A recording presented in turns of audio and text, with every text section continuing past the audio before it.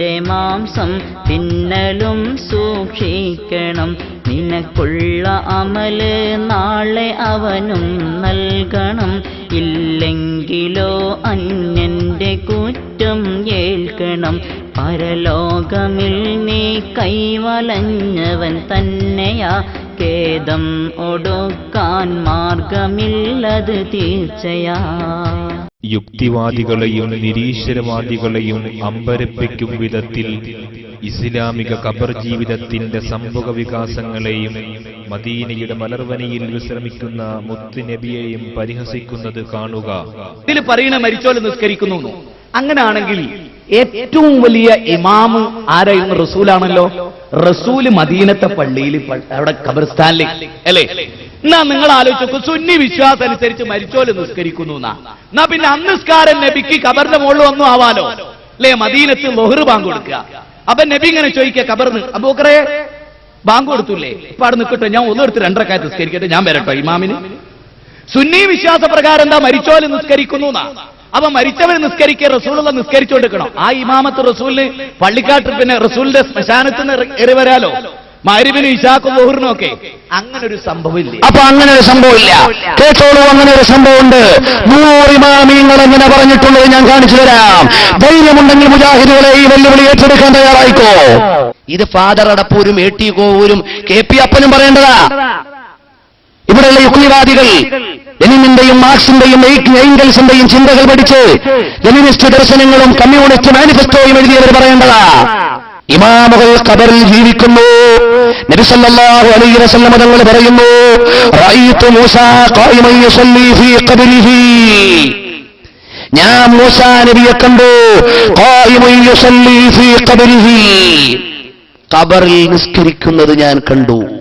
ആരാ പറഞ്ഞത്? നബി സല്ലല്ലാഹു അലൈഹി വസല്ലം. ഇമാം സുയൂത്തി തങ്ങൾ പറയുന്നു, സാബിത്തുൽ ബുന്നാനിയെ ഖബറടക്കി. ഫീ അദ്ഖൽതു സാബിതൻ അൽ ബുന്നാനി, എന്നവരെ ഞാൻ ഖബറിൽ കടത്തി വെച്ചു. ഫീ ലഹദിഹി, അവിടുത്തെ പള്ളക്കുഴിയിൽ. വമഹി ഹമീദു തവീൽ, എന്നവരെന്റെ കൂടെയുണ്ട്. ഫലമ്മാ സവ്വൈതു അലൈഹി ലബന കമാ ഫലമ്മാ സവ്വൈന അലൈഹി ലബന, ഇഷ്ടികകൾ ഞങ്ങൾ ക്രമീകരിച്ചു. ഫസഖത്തത് ലബനത്തുൻ, ഒരു ഇഷ്ടിക അങ്ങ് വീണു. ഫൈദാ ഹുവ യുസല്ലി ഫീ ഖബരിഹി, അവിടുന്ന് ഖബറിൽ നിസ്കരിക്കുന്നു. വകാന യഖൂലു ഫീ ദുആഇഹി, അവിടുന്ന് ജീവിതകാലത്ത് ദുആ ചെയ്യുമായിരുന്നു. അല്ലാഹുമ്മ ഇൻ കുൻത അതൈത അഹദൻ മിൻ ഖൽഖിക മിനസ് സ്വലാത്തി ഫീ ഖബരിഹി ഫഅതിനിഹാ, അല്ലാഹുവേ ഖബറിൽ നിസ്കരിക്കാൻ നീ ആർക്കെങ്കിലും നിയോഗം കൊടുത്താൽ അതെനിക്ക് തരണേ അല്ലാ എന്ന് ജീവിതകാലത്ത് ദുആ ചെയ്ത സാബിത്തുൽ ബുന്നാനി എന്നവരെ ഖബറിലേക്ക് വെക്കുമ്പോ റഅയ്തുഹു യുസല്ലി, നിസ്കരിക്കുന്നത് ഞാൻ കണ്ടു. ആരാണ്? ഹാഫിദ് സുയൂത്തി ജാമിഉൽ കബീറിന്റെ രചയിതാവാണ്, ജാമിഉൽ സഗീറിന്റെ രചയിതാവാണ്.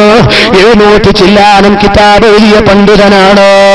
ഹദീസിൽ നിന്ന് ലഭ്യമായ ഹദീസ് മുഴുവനും സമാഹരിച്ച പണ്ഡിതനാണ്. ഖുർആൻ വ്യാഖ്യാനം എഴുതിയ മഹാനാണ്. ആ സുയൂത്തി ഇമാം എഴുതി വെക്കുന്നു കേട്ടോ, അത് നമുക്ക് പ്രമാണമാണ്. എന്നാൽ മുജാഹിദ് സെന്റർ ഇറക്കിയ ബുക്ക് ആദരപൂർവ്വം പറഞ്ഞ ഇബ്നു ഖയ്യിമുൽ ജൗസിയുണ്ടല്ലോ, അദ്ദേഹം അതാ എഴുതി വെക്കുന്നു. മുജാഹിദുകൾ കേട്ടുപഠിച്ചോ, ജമാഅത്തെ ഇസ്ലാമിക്കാര് മനസ്സിലാക്കിക്കോ. നബി സല്ലല്ലാഹു അലൈഹി വസല്ലം തങ്ങളോ അവിടം ഫലിദാക കാനൂ ബിൽ ഹയാതി അഹഖു മിൻ ശുഹദാഇനാ ബിൽ അഖ്ലി വൽ ബുർഹാനി, നിങ്ങളുടെ നേതാവ് ഇബ്നു ഖയ്യിമുൽ ജൗസി അദ്ദേഹത്തിന്റെ നൂനിയിൽ എഴുതിയതാണ്. ഇസ്ലാമിനെയും ഇസ്ലാമിന്റെ പ്രവാചകരെയും പരിഹസിക്കുന്ന വഹാബികൾ പ്രവാചകന്മാർ വിശ്രമിക്കുന്ന മക്ബറകളെ ശവകുടീരങ്ങളാക്കുകയാണ്. അമ്പിയാക്കന്മാരുടെ ശവകുടീരങ്ങളെ, മക്ബറകളെ, ഖബറുകളെ അവർ മസ്ജിദുകളാക്കി മാറ്റി. ഒരുപാട് കണ്ടോ ശവകുടീരങ്ങളെ, അമ്പിയാക്കളുടെ ശവകുടീരങ്ങളെ കണ്ടോ. അമ്പിയാക്കളെ സംബന്ധിച്ച് പറഞ്ഞ വാചകമാണത്, ശവകുടീരം.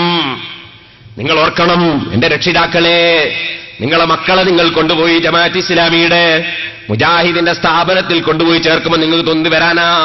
സെലഫിയൊക്കെ ഷാർജയിലെത്തിയില്ലേ? ശമ്പളം കിട്ടുന്നില്ലേ?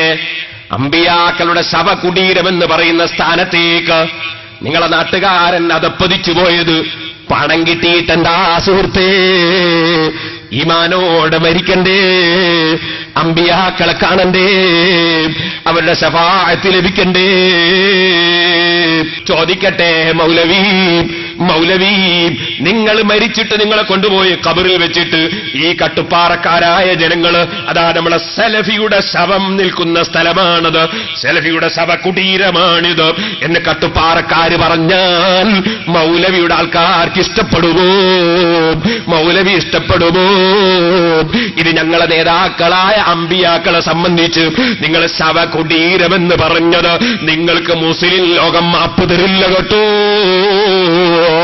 കേരള നജവത്തുൽ മുജാഹിദിന് സൗദിയുടെ ഭരണം കിട്ടിയാൽ രണ്ടാമത്തെ ദിവസം വിശ്വാസികൾ ആദരപൂർവം മനസ്സിലേറ്റുന്ന മദീനയിലെ പച്ചക്കുപ്പ അടിച്ചു പൊളിക്കുമെന്ന് ആഹ്വാനം നടത്തിയത് പാശ്ചാത്യൻ സാമ്രാജ്യത്വ ശക്തികളോ സവർണവർഗീയ ഫാസിസ്റ്റുകളോ അല്ല, ഇസ്ലാമിന്റെ മൊത്തക്കുത്തക അവകാശപ്പെടുന്ന വഹാബി വർഗമാണ്.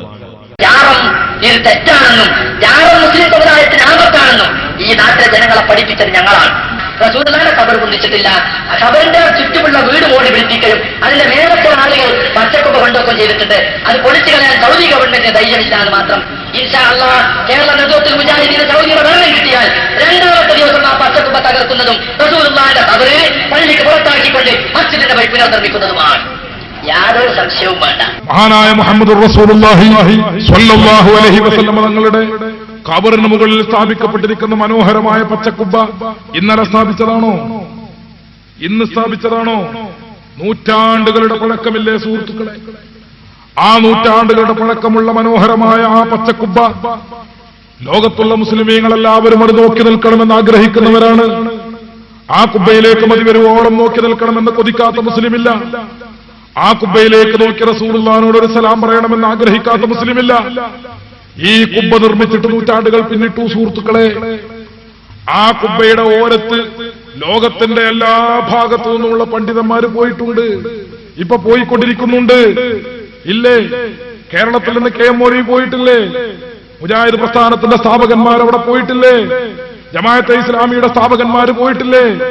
കേരളത്തിൽ ഈ 1400 കൊല്ലത്തോളം ജീവിച്ച മുസ്ലിം പണ്ഡിതന്മാർ പോയിട്ടില്ലേ? ലോകത്തിന്റെ വിവിധ ഭാഗങ്ങളിൽ നിന്ന് പണ്ഡിതന്മാർ പോയിട്ടില്ലേ? പോയിക്കൊണ്ടിരിക്കുന്നില്ലേ? ഏതെങ്കിലും ഒരു പണ്ഡിതൻ അല്ലാഹുവിന്റെ റസൂലിന്റെ ഈ ഖബറിന്റെ മുകളിൽ സ്ഥാപിക്കപ്പെട്ടിരിക്കുന്ന മനോഹരമായ പച്ചക്കുബ്ബ ഇത് ബിദ്അത്താണ്, അനാചാരമാണ്, അന്ധവിശ്വാസത്തിന്റെ ഭാഗമാണ്, അതുകൊണ്ട് തട്ടിനിരപ്പാക്കണം, പൊളിച്ചു കളയണമെന്ന് ഈ സക്കരിയ സലാഹി എന്ന വൃത്തികെട്ട മനുഷ്യൻ ലോകത്ത് കേരളത്തിൽ വരുന്നതിന് മുമ്പ് സഹോദരങ്ങളെ ഇദ്ദേഹത്തിന്റെ തന്നെ പ്രസ്ഥാനമോ ആ പ്രസ്ഥാനത്തിന്റെ നേതാക്കന്മാരോ ലോകത്തൊട്ടുക്കുമുള്ള മുസ്ലിമീങ്ങളിൽ ഒട്ടുവളരെ പണ്ഡിതന്മാരുണ്ടായിട്ട് ഏതെങ്കിലും ഒരു പണ്ഡിതനോ അല്ലാഹുവിന്റെ റസൂലിന്റെ ഖബർ ശരീഫിന്റെ മുകളിൽ സ്ഥാപിക്കപ്പെട്ട കുബ്ബ തകർത്ത് കളയണമെന്ന് പറഞ്ഞിട്ടുണ്ടോ സുഹൃത്തുക്കളെ? ഇല്ലെങ്കിൽ ആ മനോഹരമായ പച്ചക്കുബ്ബ തകർക്കണമെന്നും അത് പൊളിച്ചു മാറ്റണമെന്നും സൗദി ഗവൺമെന്റിന് അതിന് ധൈര്യമില്ലെന്നും ഞങ്ങൾക്ക് അധികാരം കിട്ടിയാൽ രണ്ടാമത്തെ ദിവസം ആ കുബ്ബ തകർക്കുക എന്ന പ്രവർത്തനമായിരിക്കും ഞങ്ങൾ